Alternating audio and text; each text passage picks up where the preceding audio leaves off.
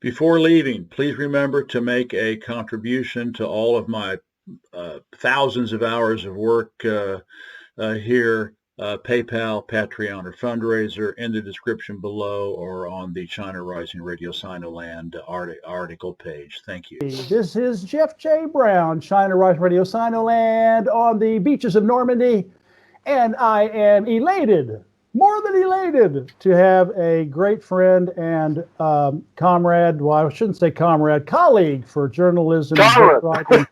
There you go. And Pepe Escobar, how are you doing tonight, Pepe? Very nice to be with you, Jeff. And well, I have a very special, close relationship with Normandy as well. So, vive la Normandie! Vive la Normandie! Pepe, let me just tell you before we get started, because it all kind of ties together. Pepe and I met in 2014. I don't know. We found each other by email. And he was coming to Beijing, and so he said, I want you to eat at my favorite restaurant.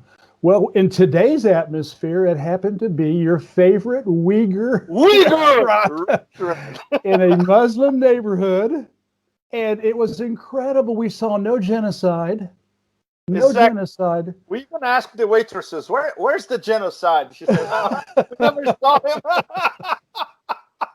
So don't tell U.S. Secretary Tony Blinken or he'll sanction us.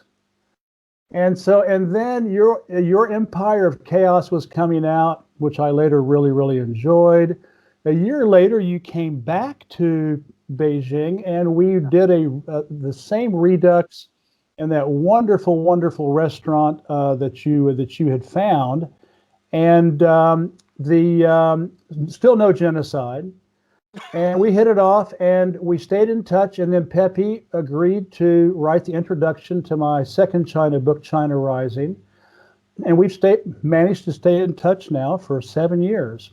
Yes. And then to kind of close the loop with Pepe's Normandy connection, last summer I invited him to come visit us in Normandy, but Thailand had shut down for at all the airports. My wife and I had just gotten out during a brief window in July when they opened the airports for about 2 weeks. We couldn't go back to Thailand where we had retired, so we had to permanently retire here in Normandy, which is no bad thing. And because we couldn't go back to Thailand, so what incredible COVID weirdness. So anyway, thanks for joining me tonight, Pepe. I haven't been to France, in over a year, Jeff. I can't. If I go to Paris and try to come back to Bangkok, it's impossible. I know. The bureaucratic nightmare is, it's absolutely impossible. It's madness. Anyway, and I want to go on. I want to tell everybody out there in China Rising Radio Sinoland that Pepe has been writing some incredibly good articles. Thank you. I mean, really. I mean, you have really, Pepe. You've really upped your game, and as a fellow writer and journalist, I mean, you really, really upped your game. I'll put the link. It's AsiaTimes.com, and I'll put it on the page. Anyway, I think I sent him one of my articles, and he responded back, and I said, hey, I said, yeah, I read your recent article. Here's mine, and I said, well, let's get together for a talk. So that's what we're going to do tonight. Not a real interview per se, but just more of a discussion. Wonderful. So, are you ready to start? Absolutely. Let's go. Before I forget, I got your brand new book. Wonderful. Yeah. I got your brand new book, Blazing 20s. Is that right? No, Raging.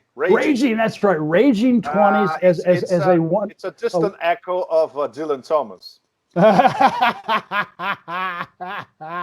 Which is another one of my passions. Yeah, there you go. One of my favorite poets. Yeah. A play on the Rage Against the Dying of the Light. There you go. And the play with Roaring 20s. Yeah, the Roaring 20s from the 1960s. We don't have Hemingway and Fitzgerald anymore, unfortunately. So anyway, I will read your book. I got it, and I will read it. And then next month, let's get on and let's talk about your book. Wonderful. Sell a few copies of your book, all right? Well, listen, who would have thought that, 2 weeks ago that Biden and his Secretary of State, Tony Blinken, would actually make Trump and his Secretary of State, Pompeo, look like real diplomats. I mean, it's just nuts, a killer, no soul Putin, and you just, it's, and then Yang Jiechi and Anchorage, he probably gave the most outspoken public rebuttal of a foreigner since Mao Zedong. I mean, it was Mao Zedong-esque. Right, I did a little research. I couldn't find anything as powerful since Mao. Absolutely. Since Mao. So, I mean, everything is just, Russia and China seem fed up. The United States seems just increasingly desperate. So here's what I'd like to ask you: just what do you think's going on behind the headlines, and what do you see as a prognosis for China, Russia, and the United States, say like in the next year? Well, Jeff, what's absolutely startling, in fact, is that Blinken and Sullivan, or in fact nobody at the State Department, in fact, had done their homework before going to Alaska. Yeah.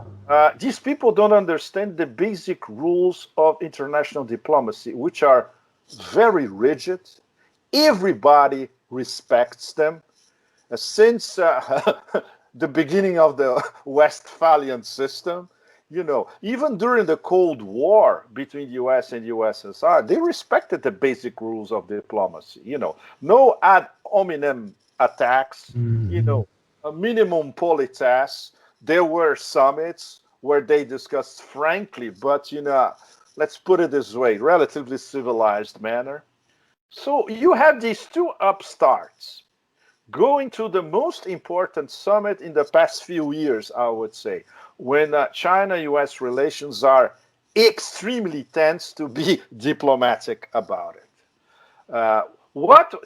And they're going to talk to no less than Yang Jiechi, who, if you think that those clowns in DC are Yodas, Yang Jiechi's real Yoda. You don't know who you're talking about. Yeah. First of all, respect, and then you try to enter into a dialogue. So these guys barge in, and they start a roll call of accusations right from the start. In the presentation, it was a presentation for the cameras, in fact. Yeah, in front of the whole world.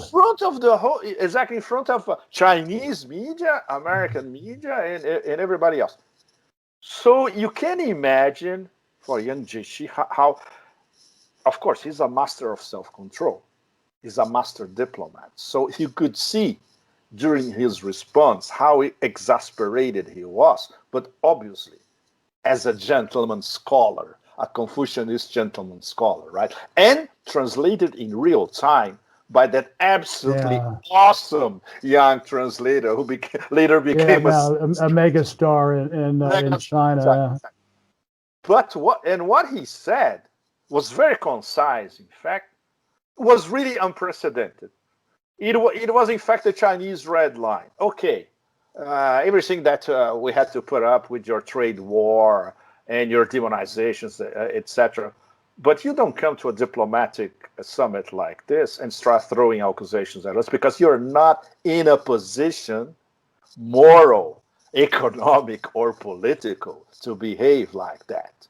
So this was, in fact, a diplomatic in front of the whole planet for the Americans. And obviously those upstarts and the system around them would never expect it. So this was the big US-China thing happening side by side with that 5-minute, 20-second Putin response to that absolutely stupid accusation by a crypto war criminal because of the Iraq War and other wars that he sanctioned, Joe Biden. Another gangster.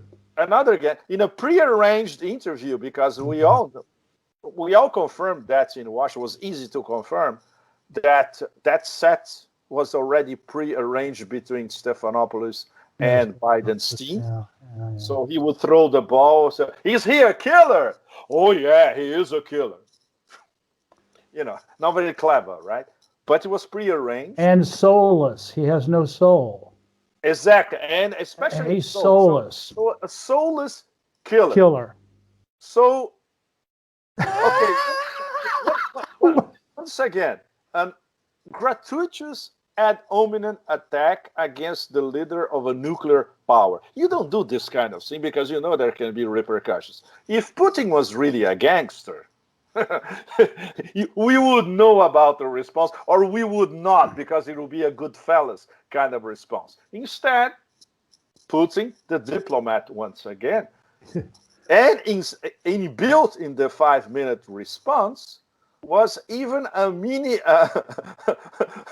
short story about the American empire, condensed in a minute and a half, something that he would teach a college class somewhere. So it was fantastic. The thing is, this one too, the Americans were completely, to evoke a Tibetan metaphor, discombobulated.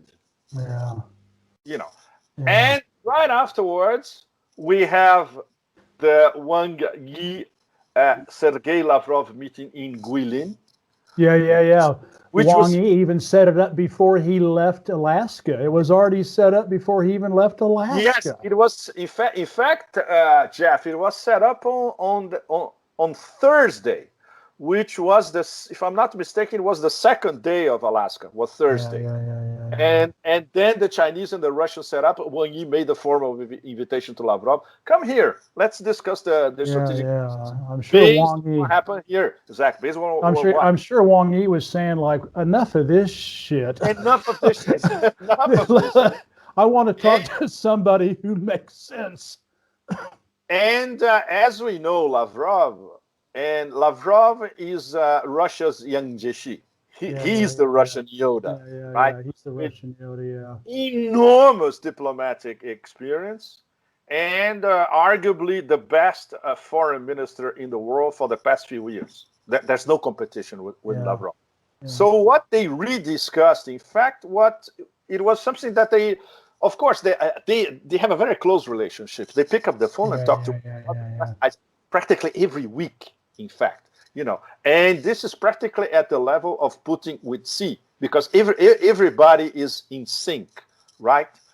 So, and Lavrov said some things that in public and very forcefully, once again, but this time with an extra emphasis. We're going to bypass the dollar. Russia and China are working towards our own trade investment mechanism and our own alternative financial mechanism. We want to bypass the dollar in our transactions and then expand it to other members across Eurasia. And we want to basically bypass SWIFT sooner than later. This means an alternative international payment system. And of course, inbuilt in all this conversation is the convergence of those two visions. The Belt and Road, which is the overarching vision for integration of Eurasia, and the concept of Greater Eurasia, which is, I know, it's extremely complex. We could have hours of discussion about. Essentially, they are little by little converging, because what we're going to have in the medium to long term is a sort of a Russian-Chinese agreement or condominium in terms of managing this very complex process of integration of Eurasia, with all the major players involved, Pakistan, Kazakhstan, Iran, Turkey, and sooner rather than later, for their own benefit, India, when they finally wake up from their daydreaming that they're going to be accepted as equals in that absolutely stupid Quad mechanism, devised by the U.S., right? Hey, I have a better quad than the silly U.S. one. I call it the Communist Socialist Anti-Imperial Quad, and that's DPRK, Russia, China, and Iran. I mean, they basically have Halford J. Mackinder's heartland theory of Central Asia locked up, baby. Locked up, yes. Locked They've up. got it locked up. Yeah. I mean, Zbigniew Brzezinski. I mean, he can't. I mean, he's probably turning in his grave. Zbigniew Brzezinski. He is non-stop. Yeah, nonstop. You remember 1997, the Grand Chessboard, when it was explicit over and over again in the book. It was explicit. We have to prevent any sort of peer competitor emerging across Eurasia, and now it's even worse because it's an alliance of peer competitors. And also keep Russia and Europe from ever becoming friends. Gotta keep them apart. So it's especially Russia, Germany, because Russia, Germany. As we all know, Brussels is a concoction. Brussels is a fiction. It's an enormous illusion, in fact. The real thing in Europe is what Germany decides. So we have to pay attention to Berlin and Frankfurt, not to Brussels. Brussels, as we know, is that color-coded nightmare of bureaucrats fighting to stay there and secure their no-tax pensions after a few years. That's the only thing that matter for these people. I live here. I know. You live there, right? It's a nightmare. It's a nightmare. And I covered Brussels a lot since the 90s, so I happen to get to know from the inside how does the EU work and how's the European Commission work. And it's worse than any Kafkaesque nightmare, in fact. It's corrupt. No wonder they cannot agree on anything. Corrupt. They only agree on something that the Americans over there, Yeah, well, exactly. They say, now you have to agree on this because we want it. And then they agree on something. Exactly. That's how it works. Well, let me ask you. Well, go ahead and finish. Go ahead. 30 seconds, Jeff. So after we had this 1-2 Russia, China on Blinken, Sullivan, and company, we have the 3. So it became a 1-2-3, which is what happened this Saturday in Tehran. The signing of the China-Iran $400 million billion and beyond. 25 years. By both strategic partnership. So now we have Russia-China strategic partnership and Iran-China strategic partnership. What's missing? And this is something that I've been talking to some people in Tehran, and they're saying, look, sooner or later, there's going to be a Russia-Iran strategic partnership signed as well.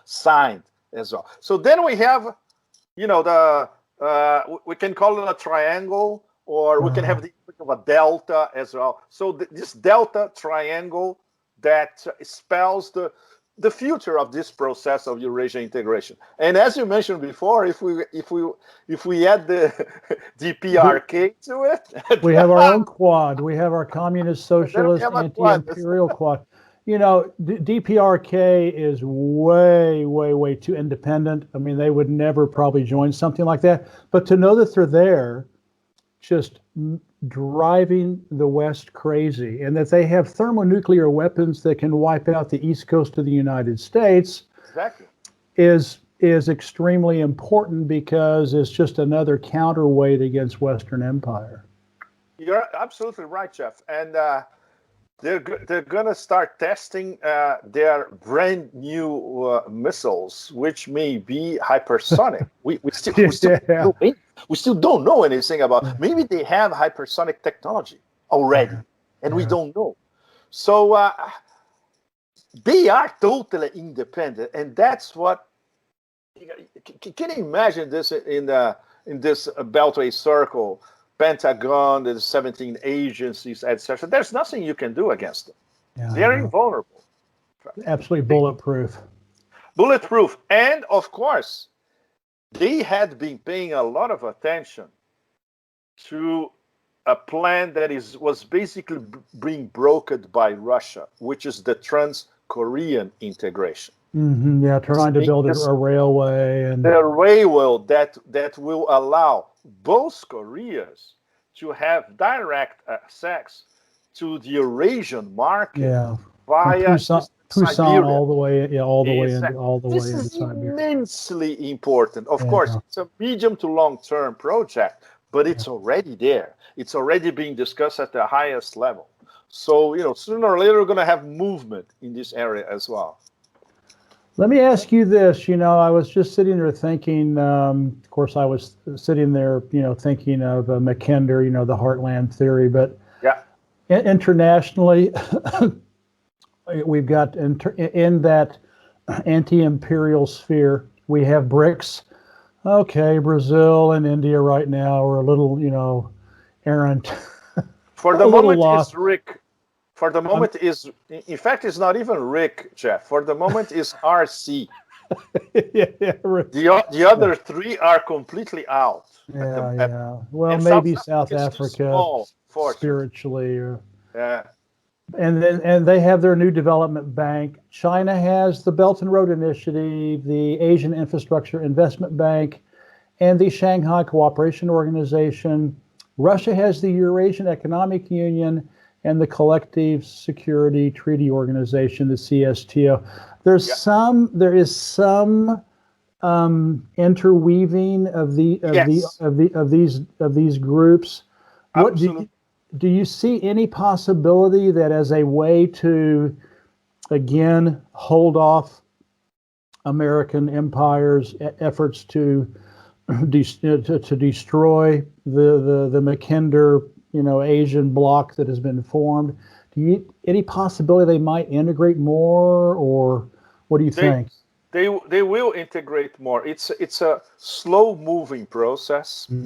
So there's nothing we can say about the next 5 to 10 years. But if we start thinking in terms of beyond between 2030 and 2040, especially, yes. This is the way it's going, in fact. Just to give you a realpolitik example, the Shanghai Cooperation Organization was set up 20 years ago. In the first 10 years, they did basically nothing, or in fact, nothing that we knew about. They were discussing those three evils, you remember, separatism, terrorism, And starting in the early 2010s, they started to open up. They said, okay, let's bring more full-time members, not only our associate members. They brought in India and Pakistan. Recently together, which was quite a diplomatic coup. It was quite a diplomatic coup. They have Afghanistan, Iran, and Turkey as observers. Sooner or later, they're going to become full members as well. And they start talking about economic integration instead of only terrorism and separatism, And I remember because I went to some of those roundtables of the SCO, and they're absolutely fascinating. They spend 99% of their time talking about business, not about terrorism, not about what we're going to do. Okay, they also talk about what we're going to do with the Taliban. In fact, their regional plan of trying to solve the Afghan conflict is being debated by the SCO for at least 4 or 5 years now. And this is what's now more or less being discussed. And even the Americans are trying to get into it. But the SCO has always made it very clear. This is an Asian plan. No foreigners. Exactly. This is us. Us means Russia, China, India, Pakistan, Iran as an observer, and the Central Asian stance, because some of them are neighbors to Afghanistan. We decide, sitting with the Afghans, what's gonna happen next. So now they have the SCO, 20 years after their foundation. Now they have a commercial trade role. And a political role. So you see that it takes a long time, but once the train leaves the station, it's inevitable. So I think China even made some loans inside the SCO, not big ones, but I think they made some loans. You're right. exactly. 10 million, 20 Yeah, million, yeah. not big, but they just For as an expression of cooperation. And cooperation, like small projects, like yeah, building a road over here or a yeah, dam. yeah, Absolutely. So this big merge, including Asia Infrastructure Investment Bank, Silk Road Fund, BRICS Bank, SCO, New Silk, AIIB. Greater Eurasia, all that. It's inevitable. Yeah, It's because all the major players are involved. And soon, and now that we have Iran in a strategic partnership with China, obviously they will be admitted as a full member of the SCO. There's no question about it, which means there's going to be a military security understanding between all these of players. course, And of course. that's why the Americans are freaking out, because Iran now, in terms of security, their own national security, is now intimately linked with China's national security as well. So this is enormous. it's enormous, really. So not only the United States, but vis-a-vis Iran. I mean, Israel must be peeing in their britches because they are. I mean, what can they do against Iran? I mean, Iran has now got a whole panoply of missiles and ships, and they're building their own jet, and they've got steel mills and they can cause a lot of harm to Israel if they try something stupid, and they know it. And they know. And on top of it, this is something that we've been hearing from, let's say, more independent sources in Israel that are not linked to Likud or to Bibi and all that. They are saying, look, they are so scared here that they are even they are examining the possibility of trying to find some sort of arrangement with Hezbollah. Can you believe this shit? Yeah. This is something you'll never read in the American media, because they know that the real threat, let's put it this way, to Israel is not the non-existent Iranian nuclear weapons. It's the 100,000 plus Hezbollah missiles hidden in the hills of Lebanon. You bet. Southern Lebanon. This is the real thing. And Israel already lost once against Hezbollah. I mean, they're scared of them. I mean, they don't want to deal with Hezbollah. I visited that area a year and a half ago, Jeff. Like September, before COVID. That's September 2019. I was there. I went to the triple border, occupied Palestine, Syria, and Lebanon. And I was talking to a lot of Hezbollah people in the area. And they were telling me stories of how they won against Israel in a matter of days. It was humiliating. And they told me, look, here there's no problem. We have our system of communication. We have weapons everywhere. Everyone is armed to their teeth here. They cannot try anything against us here. Hey, you know what? That sounds like Mao's Red Army. Sounds like Mao. Yeah. Did you know I learned that Hezbollah has actually worked with the North Koreans on training and troop building and strategy and guerrilla warfare and resistance, etc. Yeah, the North Koreans have actually helped Hezbollah, so that you can see why that's one of the reasons they're so formidable. So yes, absolutely. Another one I want to get back to, which is really I think also very impressive when you consider the incredible influence that the United States had on this organization up until quite recently, and that is the Association of Southeast Asian Nations, ASEAN. Yes. I mean, it's unbelievable that they have been able to hold off the United States. Vietnam's a bit of a wild card because they want to play the United States off with China. But the fact that they have been able to pretty much stick together and decide amongst themselves on what to do geopolitically is also a huge, I wouldn't say humiliation, but it's a snub to the United States. I mean, that used to be kind of the United States' little,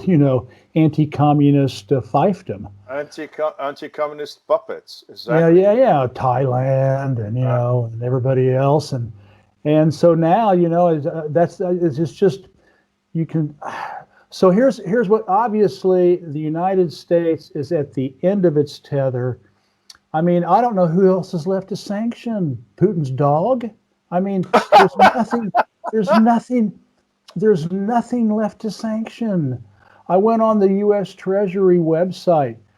There are thousands and thousands and thousands and thousands and thousands of people and organizations and businesses all over the world, being sanctioned by the United States. It's like these are lizard-brained psychopaths.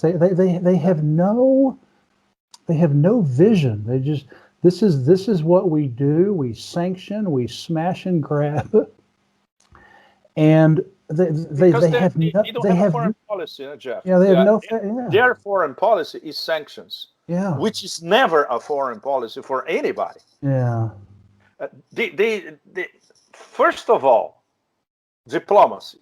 They are incapable of sitting down on the same table with their adversaries and have a dialogue. Number one.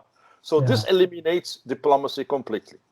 yeah. Number two, they don't talk to their allies. They order their allies. EU, Five Eyes. Even with the Europeans. Oh yeah, it's a vassal state. It's a vassal state, exactly. So what did ASEAN do, which was very clever, in fact? They said, look, we preserve our independence. We're not going to fully contradict or clash against the Americans. China is our neighbor and the number one trading partner for all of us here at ASEAN, so we cannot antagonize China.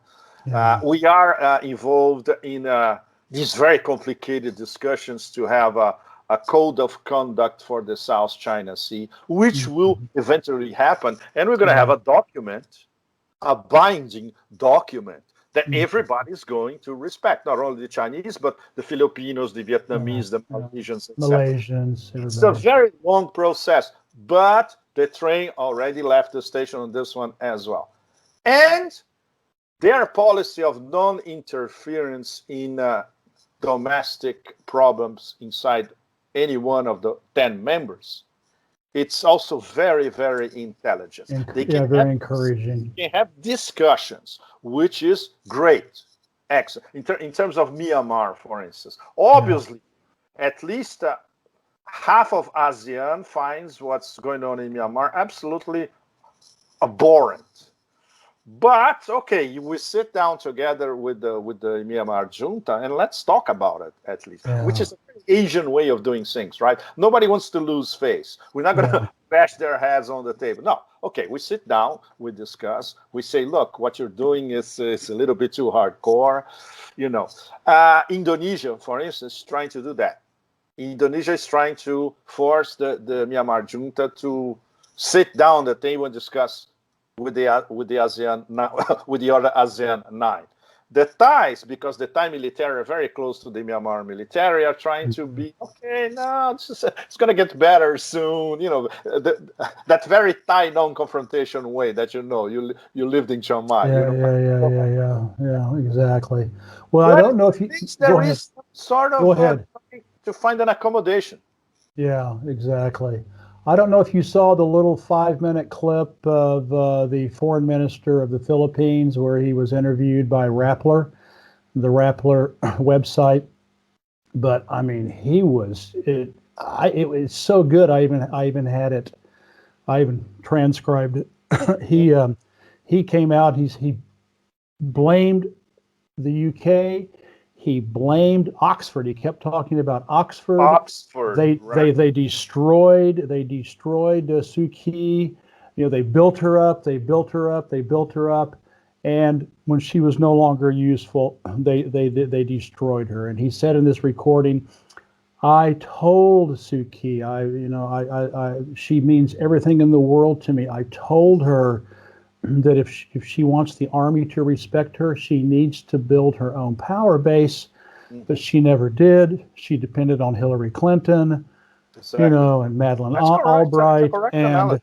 Yeah. and Obama, and she would depended on George Soros and the Department of State, and so she had no power base, and so anyway, it was scathing, it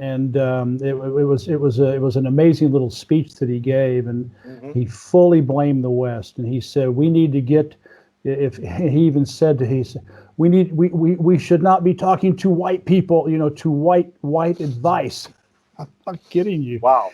He said we need to get together with Asia's big powers, India and China, and sit down together and find a solution to see if we can bring Suu Kyi back, into the good graces of the military, which is the only thing that keeps the country together and holds the country together. I'll send you the link. Well, the analysis is fundamentally correct, and the thing is, the military probably no, certainly, they got fed up with this whole circus. In fact, and they told themselves, now, okay, we're going to run everything again because it's the only way this country can be kept together. I'm not defending the Tatmadaw. On the contrary, I think they are a bunch of gangsters. These people are very, very dangerous. But the thing is, Suu Kyi had the chance to build a national power base, get the minorities to be on her side 100%. But she didn't have bargaining power in terms of defending the rights of the minorities with the military. She continued to be manipulated by Oxford and Company and Hillary and Company. So she didn't. In fact, she did nothing. Yeah, I know. And she had a window of opportunity of, let's say, 4 or 5 years where she could have done a lot. So the military took over again, and now all those contracts and all that goes directly to them. So on top of it, follow the money. Now, if you follow the money, everything goes to the military from now on, not more to the NLD or commissions to the NLD. Yeah, well, they need to and the drug angle, Jeff. Yeah, of course, yeah. Because they control how all that drug racket, how it goes to India, how it goes to the rest of Southeast Asia, China. And China, exactly. They bring it into China. The money. The military want all the proceeds to go to them. Yeah, absolutely. They don't want to split that with the NLD actors, So. What was I going to say? Yeah, she was dependent too much on Hillary for her credibility, and she never really had it, and it's really sad. I wanted to get back to you. I love your comment about how the United States doesn't do diplomacy. Yeah. And I don't know if you ever saw that quote, and I'll send it to you if you haven't seen it. But Boutros Ghali, the retired. I remember Boutros. Yeah. Secretary General of the United Nations. He never he didn't want to end up like Dag Hammarskjöld, and get killed. So he played it cool. He played it cool. He was it's a balancing act, not Chuck? Yeah. All the time. Yeah, and so he stayed alive, and but in his personal papers, and it's a wonderful, wonderful quote. He said, "I went to college and I went to university, and I studied political science, and I studied diplomacy, and I went to diplomacy school, and I really learned." As you said, I mean, it's like it's almost like the Catholic Church. It's very codified, and it's extremely hierarchical. And I really was proud of being, my craft as a diplomat. But he said, what I learned is that the United States does not do diplomacy. This was in his personal letters. He said, the United States does not do diplomacy. He said, for the United States, diplomacy is a humiliation. It's like you're accepting some sort of vulnerability. Mm-hmm.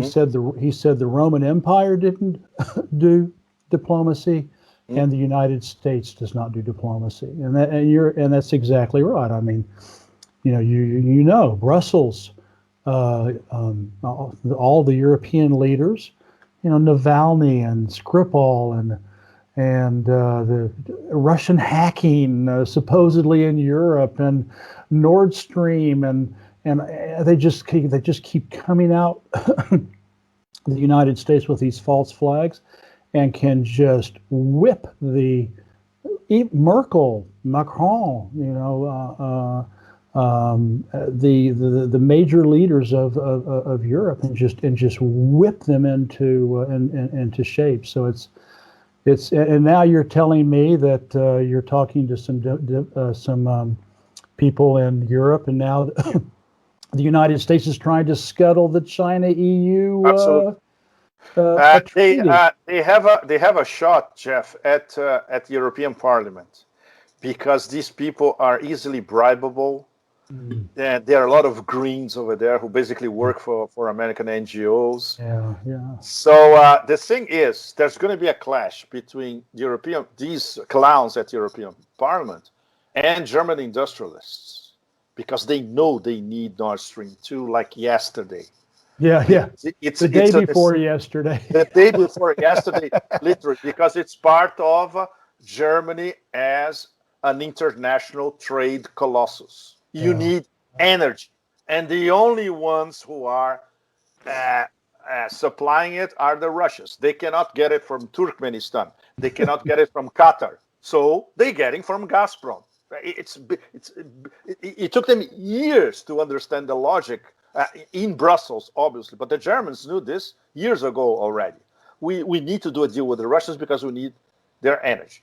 So if this thing hits a snag on the European Parliament, wow. Expect a major blowback from German industry. Exactly. Yeah. So this is still being played out. We don't know. It's going to be in the next few months. Crucial. Yeah. And obviously Merkel has to send a message, especially to the Greens at European Parliament, and say, look, don't do anything stupid against our national interests. Mm-hmm. You're not going to betray German national interests because you're being bribed by a bunch of Americans who want to sell their LNG 5 times the cost. Yeah. New Orleans can't supply Germany with gas. I mean, come on, it's ridiculous. Exactly. Unbelievable. Well, Jeff, let me ask you a question. Okay, Can please. I ask you a question? Please. I'm very curious to have your reading of the CIA Xinjiang op. Well, the CIA are you talking about the World Uyghur Congress and all that? Yeah, well, this is classic psychological warfare. This is what we do. People don't realize just how embedded. I mean, I interviewed Douglas Valentine. The CIA is organized crime. Mm-hmm. The CIA. Excellent book. Yeah. Oh yeah, really good. And it was a great guest too. People do not realize just how embedded the CIA is in the mainstream media, which is why I call it the big lie propaganda machine. Mm-hmm. The halls of power in Europe, the halls of power in the United States. So and they have all that drug money, and they've got all that human trafficking money, and all that gun armaments running, and money laundering. They've got billions and billions in black money to spend, and so they can do it. They have carte blanche, and they're very, very, very good at what they do. I mean, you have to admire any organization that can change the. They found that NED. National Endowment for Democracy. They found that lady. First, she was raped, and then she escaped, and then she went back, and then she went back to Xinjiang. It doesn't matter. They can sit there. They've got the money, and they've got the influence, and they've got the connections throughout the Western media. and they can make us believe anything they want us to believe. I mean, look at Navalny. I mean, it's not. It wasn't even a good false flag. It Exactly. It was wasn't. a It wasn't. miserable false You and flag. I could do a false flag better than We could do that. it much better. Much better. And they just. But it's relentless. You know that the big lie propaganda machine. They just start rolling it out, and it just echoes and echoes and echoes, and all of a sudden Macron is shooting himself in the foot for the China treaty and Russia and everything else, you know, just upsetting everybody. Oh, Navalny, we have to, and now they've all sanctioned everybody. You know, the Europeans have sanctioned for Russia, and it's just, and Xinjiang, and it's just, they can do anything they want, and they get away with it because they manipulate, they control the media. They control the media. As Wisner said, you know, one of the founders of the CIA said, you know, the media is like a giant Wurlitzer organ, and that's what we play.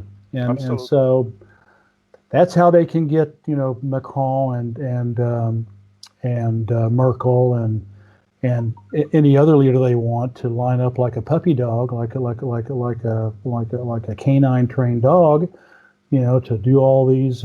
Australia is one of the worst. I mean, they're just like they're pathetic. To just line up and did you see what happened? Did you see? And no one can resist, because if you resist, you are immediately crucified by the big lie propaganda machine. Did you hear what happened to the CEO of Volkswagen? He was I think it was BBC. He was interviewing with the BBC, and you know, Volkswagen, China is a pretty important market. I mean, it's like they even have a they have a factory in Xinjiang with hundreds of employees. So of course, you know, they said, well, what about the concentration camps in Xinjiang? And you have to give him credit. He, unlike H&M and Nike and all these other, you know, pusillanimous cowards, he said, I don't know of any concentration camps in Xinjiang. And he, of course, immediately the Twitter, Facebook, of course, Instagram, you know, BBC, The Guardian, they all just start piling on him, on top of him. So you can't win again. You can't win. And so with the CIA, with the way they are so totally embedded in the halls of power of what I call Uranglo land, basically NATO, the Five Eyes, Israel, and the EU. They're so embedded, like you said, like in Brussels. They're there, and they. But the they difference have, is Chinese are responding now, Jeff. Now. I know. And they are responding, hitting their pockets, the pockets of those multinational companies, and now they're feeling the squeeze. Yeah. All right. Sorry, out of our market. Yeah, I know they did it. Taobao delisted them. Baidu delisted them. H&M's gone. Listed, expelled from the market, or your profits here are going to be less than zero. Yeah.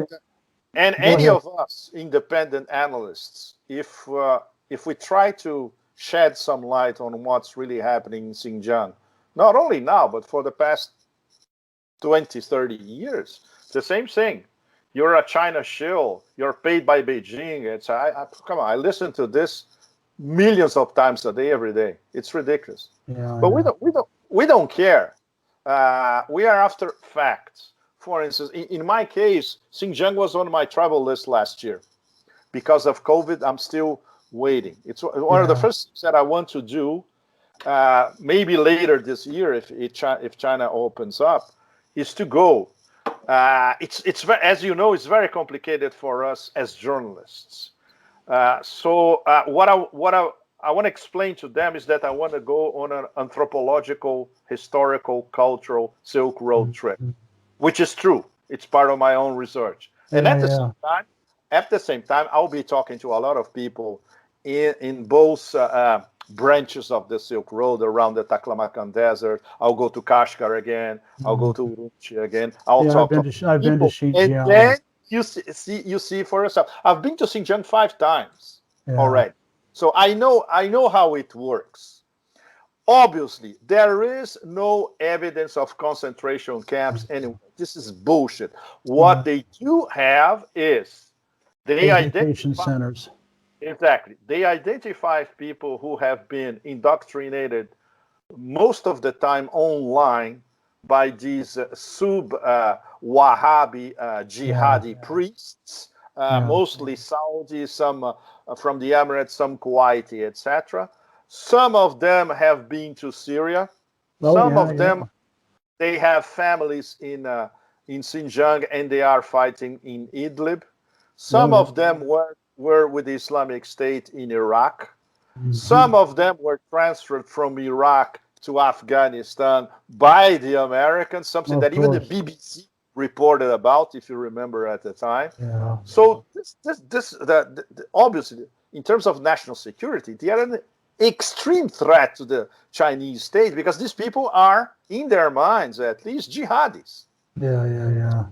So this is very, very serious, as much as those Chechens and Dagestanis. Dagestan, yeah. Look what they did. To Russia, exactly. It's the same, exact same thing. And the exact same thing of those French, Belgians, or Brits who became online jihadis and then afterwards moved to Syria as well. And then they had a free transit through the border, Syria, Turkey. And then from Turkey, it was very easy for them to get to Greece and back to the EU. And obviously, nobody in Brussels, for instance, is talking about this internal jihadi enemy, which is the same internal jihadi enemy that the Chinese are fighting in Xinjiang. Exactly. And that does not add up to 1 million people in concentration camps. Total bullshit. We know that. I know. Go ahead. Examples, and to explain the big picture for a Western audience who does not even know exactly where Xinjiang is to start with. What they were calling concentration camps were basically adult vocational technical schools. That's all. It was just vocational technical schools, and some patriotism education. A lot of them couldn't speak Chinese, so they're teaching them Chinese so they can integrate. They can integrate into the national economy and the national culture. I wrote about that in 44 Days. They said, the Chinese, they're horrible. They're not teaching the Tibetans Chinese. They're trying to exclude them. They're trying to shut them out. Well, then they, of course, they had all the problems with the CIA coming in, and then the 2008 and all that. Okay, we need to now get the Chinese. We need to teach them Chinese and get them integrated so that they can make money and be prosperous. And then, of course, the big lie propaganda machine. Look at them trying to. You can't win. Look at them trying to Sinify. The Tibetans. You can't win against this mainstream media juggernaut. No, exactly. Their psychological warfare is down to an absolute science and an art. And so all we can do, people like you and me, is just keep trying to tell the truth and keep writing articles and keep podcasting and you're doing a wonderful, wonderful job, Pepe. I'm really impressed with your writing recently. It's really really improved. I'm not but I'm just, you really are becoming a much more powerful writer. Well, it's because I have been following this main theme, Jeff, for years now. Yeah. Since 2014, especially, one year after the start of the New Silk Road, 2013. Yeah. From 2014, practically 90% of what I write about is about this inevitable clash between the US and Russia, China. So I have been mapping this same practically on a daily basis. So what's happening now, it's not surprising. What was surprising that so much happened in only 2 weeks. Yeah. This is those compressing periods in history where 10 years happen in 2 weeks. This is what happened these past 2 weeks. I think. Yeah. Go ahead. No, go ahead. No, you go ahead. So when you have at the same time Russia and China making very clear their position vis-a-vis American non-foreign policy, what they are trying to do for Eurasia, and immediately afterwards you have the Iran-China deal, and the fact that now we have the three of them working together, Russia, China, and Iran, which not by accident are the three top threats according to the U.S. national security strategy. Now everything is clear, at least. Yeah. So this is what people, especially across the global south, in Southeast Asia, in Africa, in Latin America, if they keep that, if they see how the big game is being played, they know the ramifications in their own nations and what they should do in their own nations to try to navigate this and their alignments, their political alignments in the future. Yeah. I just wanted to point you, and you said the same thing. The one big difference is in these last 2 weeks is that, China, I think, Mao was one of the great rhetorical global speakers and inspires. But I think China has been very, very Confucian, very Taoist. These last very Taoist, wonderful definition. Yeah. But now enough's enough, and we now and I think what really the game changer for me these last 2 weeks is the fact that now China and Russia are saying enough's enough. Even Lavrov said we have no diplomatic contact with Europe.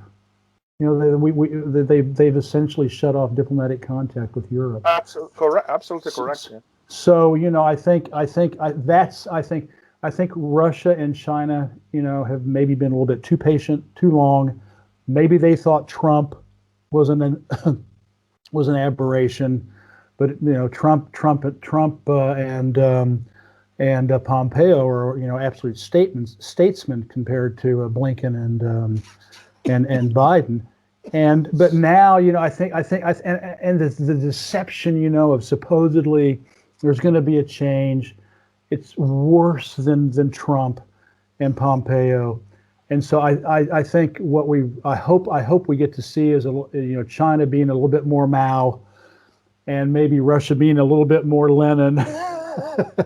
Standing up to global empire. Jeff, if you look at the press conferences by both Ministry of Foreign Affairs, they are much more forceful than they were only a few months ago. Yeah. Much more forceful. And they, Zakharova is a high-speed rail train. Yeah. She's amazing. And now Hua Chunying, I think she learned a few of Maria's tricks. And she's responding in real time. It's wonderful to watch. Pepe, this has been a wonderful discussion.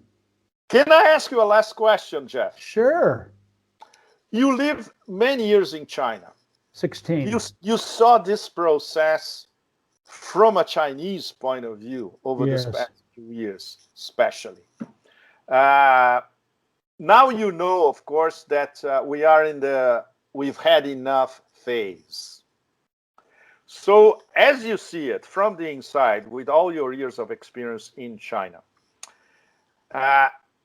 do you see Xi Jinping, Jie, Wang Yi fully assured of the roadmap for China for, let's say, the next 10 years, which means the next 2 5-year plans?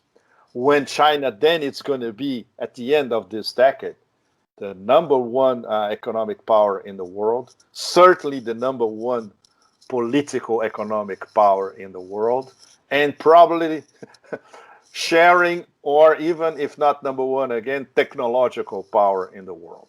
Do you think they have this quite clearly mapped out for the next few years? Yes, I do. They have the made in China 2025. You cannot fault the Chinese. They're very Marxist, in terms of, dialectics and adjusting and trimming your sails. Well, the wind's changing, and they're very, very, very fleet on their feet. By 2027, I think was the one they want to have a military that is just as powerful as the United States, not for imperial expansion, but to maintain their national integrity, and of course, obviously, if they have to get back Taiwan. They 2030, they just eliminated extreme poverty. 2030, we will want to be a prosperous, a moderately prosperous, basically a middle class country for everybody. They are planning out technology. They are, I don't know if you know it, but I started a new website called China Tech Newsflash. So I've been following up on that, and they plan things out, and they decided they're going to build 513 laboratories over the next 5 years. They are so organized. And yet everybody thinks that, communism, supremo totalitarianism, and even Mao fought like a dog to get, he had to fight to get what he wanted. There's a tremendous amount of give and take. There's a tremendous amount of communication. There's a tremendous amount of sharing of information. They do all these pilot projects at village and town, and then state at provincial level, and then regional level. They have all these pilot projects. I think they are more than spot on. And then of course by 2050 they're going to, Taiwan must be back, because 2049 for the 100 for the 100th anniversary of the founding of the People's Republic, and they even want to be carbon neutral now by 2060. Who else is doing this? Who else is doing this? I saw they're building, I forgot how many tens of airports in the next 5 years. And now how many airports is the United States and Europe building? I mean, it's a joke. Shenzhen is building more skyscrapers than the entire United States. So they map this stuff out. They budget, and with the financial markets being state-owned, insurance being state-owned, real estate being state-owned, or I like to say people-owned, they can control the levers of the macroeconomy. They can control the levers of the financial markets for the benefit of the people, not for the benefit of the gangster banksters. And so, yeah, I think they are there. They have, and then when I mention these, within each one of these programs, they have sub-programs. And then they get together, every 6 months and meet, and then every year a bigger meeting, and then every 5 years the big meeting, like they just had. And they're constantly reassessing and reassessing. Yes, reassess. It's very Marxist. It's very Marxist. And so, and China is, and no matter what anybody wants to tell me, China is a communist country. I mean, it's a Marxist, Leninist, Maoist, now Shiist, Xi Jinping's country, and that's why they're doing so well. They've got ideology, they've got philosophy, they've got they plan, They're now doing two rolling 5-year plans. It's like a 10-year plan now. 3, yeah, No, up to 2035. well, yeah, 2030, and I've left a few out. I mean, I just a plan in a row, exactly. 3 5-year plans in a row. and I've missed some of their benchmarks, but it's just relentless. Which is why the West cannot compete. Which is why all they can do is try to destroy them, and it ain't going to work. You know, it worked for 500 years of colonialism and imperialism when they could, smash Ghana and Kenya and Bolivia, but it ain't working anymore. And I always say, probably the greatest tragedy in post-war history was the Sino-Soviet split. If they could have stayed together in 1960 instead of the United States using them, to play off of each other in Vietnam and so many other places. God knows, how much nicer the world would be today if the it's the only thing that Kissinger knew how to do. No? He was very good at divide and rule. But in '72, Jeff, I'm sure you remember the story. If Kissinger didn't have the Pakistanis as middlemen, that would never have happened.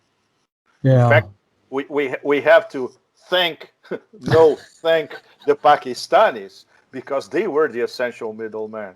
Because Zhou Enlai trusted the Pakistanis, he didn't trust Kissinger. Yeah. And Kissinger had to rely on the Pakistanis to be the messenger. So this was the key node. Yeah, exactly. The nexus. The nexus, exactly. The nexus. So I think it's hopeless for the West. They can't, as long as DPRK and Russia and China and Iran, maintain this Asian quad, it's game over. It's just all more sanctions, more desperation, more, Taiwan, messing with Taiwan, selling them weapons. Obviously, the big deal would be is if Taiwan tried to declare its independence. That would be a game changer, because the PLA would be in there in 24 hours. The people in Taiwan know that if that happens 24 hours later, we know what's going to happen. Yeah, exactly. And they know it. Yeah. But one thing, Jeff, I've been talking to some, including some of my American analyst friends. We don't know how the empire is going to lash out.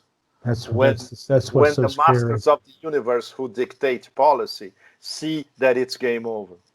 That's the scary part, Pepe, because the nuclear war, hot war, eventually leading to nuclear war, because the Chinese military defensively is much stronger than the West gives it credit. Yeah, they're practically bulletproof, short of an atomic attack. Of an atomic attack, yeah. That's the whole scary deal. And Iran with Israel. I mean, if Israel felt threatened, they've got 200 or 300 atomic weapons to destroy Iran. I mean, that's sort of that's what we all like to not think about.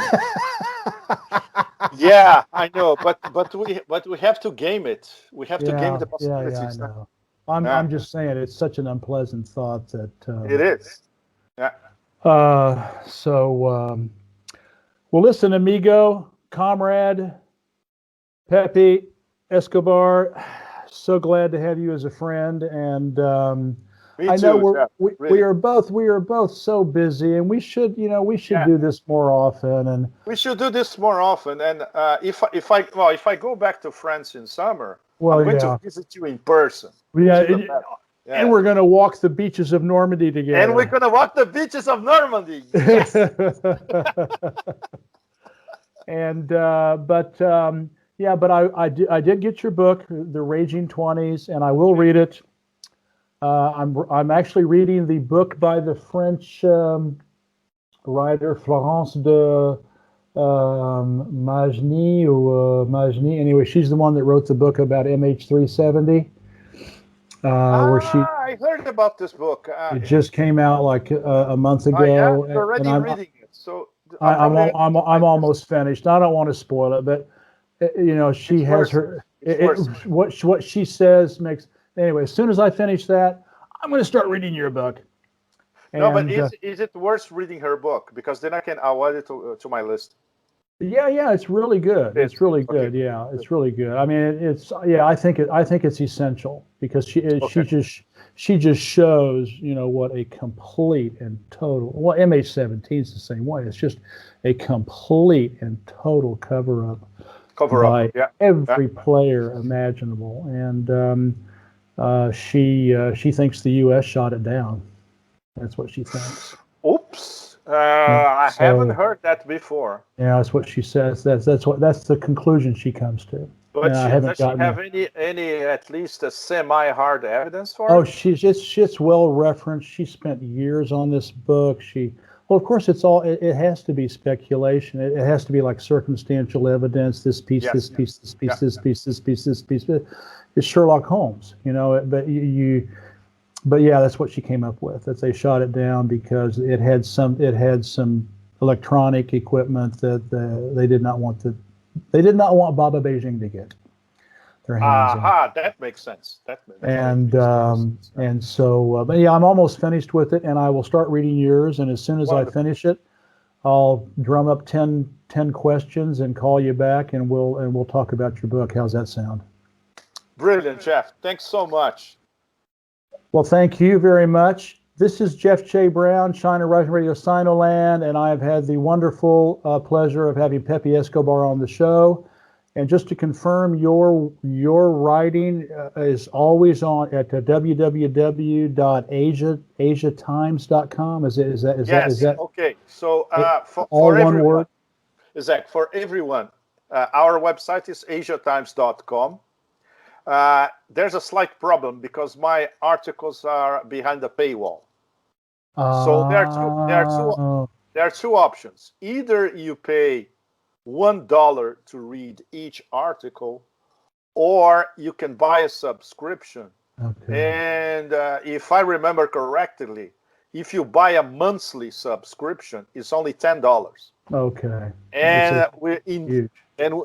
if you have this monthly subscription, you can not only read a lot of stuff, including all my columns behind the paywall, but my ebooks as well. I'm releasing my archives on Asia Oh, Times. really?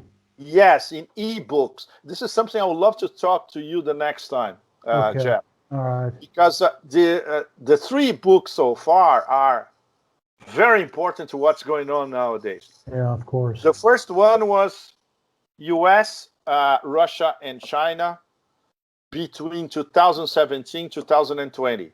This means during the Trump administration. Yeah, So yeah. it's a collection, a top of the pops of these 4 years. The second book was Iran. Virtually every reportage that I did in Iran or before and after I traveled to Iran, which was probably 10 times or so, So there's a lot of extremely exclusive stuff that it's very important if you want to understand the dynamics of how Iran works, Yeah. which is much more important than the Iran-US relationship. We have to try to understand their society and how it works. And the third one, which is the latest one, where if you there's an ad on the front page. If you have a subscription, you can download this one free. It's the Forever Wars ebook, which is Afghanistan and Iraq. Once again, everything that I did in both Afghanistan and in Iraq. So there's so much stuff that we had to divide it in two parts. So the first ebook is 2001, 2004, because there's a lot of stuff, and then the next ebook is going to be 2004, 2020. Wow. So then you see the Forever Wars on the ground. Yeah. The whole thing after 9/11, Tora Bora, what happened in Afghanistan, Iraq, the preparation for the Iraq War, the first weeks after the fall of Baghdad. You find everything over there. Yeah, okay, So if you read the three of them together, it's you have the big picture of Iran, Iraq, Afghanistan, Pakistan, U.S., Russia, and China for the past few years. You are Promethean. There's nothing left to do nowadays except work. That's right with COVID.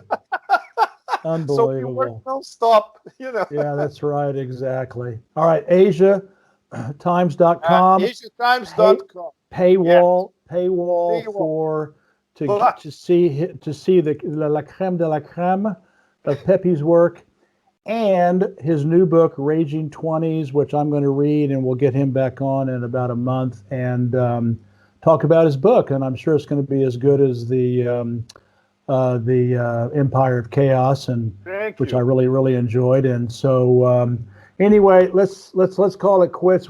We were going to have a short interview or a short talk, and it ended up being an hour and a half. About an hour and 10 minutes. But I think the fans will like it. I think the fans will like it. I hope so. All right. I hope so. Thank you. All right. All the best in Thailand. Hopefully you can come back and see us this summer in France, or maybe I can even go to Thailand and see you there. No, not yet. You can't. There's still I know. There's still maybe this. Yeah.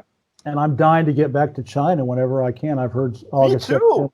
I tried to go to Shanghai, but the bureaucracy was so crazy, I gave up. Yeah. I gave up. All right, Guy. Bye-bye. Thank you. Bye. Ciao. Cheers. Bye-bye. Thanks very much. Bye-bye. Thanks, everybody. China Rising Radio Sinoland and China Tech News Flash signing out. Please make a contribution to all of my hard work. Thank you.